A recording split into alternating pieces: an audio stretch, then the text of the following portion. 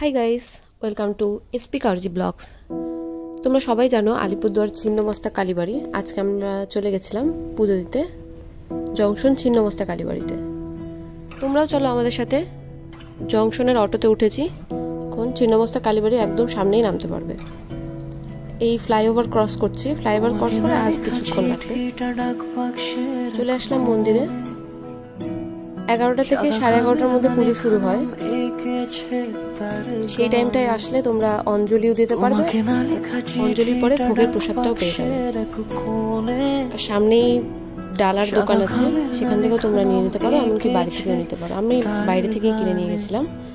সেই চিঠি যত লেখা থাকে একা একা, সেই গানের না শোনা সুর আঁকা একা। আমাদের পুজো দেওয়া শেষ, এখন মন্দির থেকে বেরিয়ে পড়ছি। আর একটু যাওয়ার প্ল্যান আছে রাজাভাত খাওয়ার দিকে, মোমো খেতে। রাজাভাত খাওয়ার রোডটা আমার এত ভালো লাগে, বিশেষ করে বাইকে গেলে আরো বেশি ভালো লাগে। কিন্তু আজকে এই রোদের মধ্যে আর বাইকে যাওয়া হয়নি। প্রচন্ড গরম পড়েছিল কালকে। তো এই আমরা পৌঁছে গেছি রাজাভাত খাওয়া।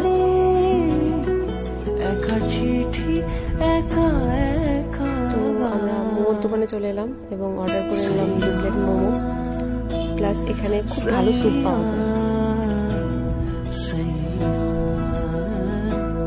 সারাদিনই আজ প্রায় উপসী ছিল, তো মোমোটা নিয়ে বসে পড়লাম।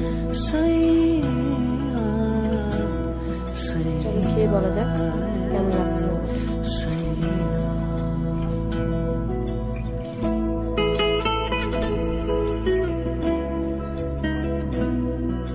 আজকে উপোস থাকার কারণে মোমোটা খিদে পেটে আরো বেশি ভালো লাগছিল। তো তোমরাও আসতে পারো রাজাভাত খাওয়া, অ্যাভেলেবেল অটো পাওয়া যায়। মোমো খাওয়ার পরে আমরা একটু ডিমার দিকে হাঁটছিলাম রাস্তায়, কারণ ওখানকার রাস্তাটা এত সুন্দর। রোদ হোক, বৃষ্টি হোক আর ঠান্ডাই হোক না কেন, খুব ভালো লাগে হাঁটতে। ডিমার কাছে যাইনি, কারণ ডিমার সাইডটা আরো বেশি গরম লাগে। চলো তোমরা আমাদের সাথে চলো।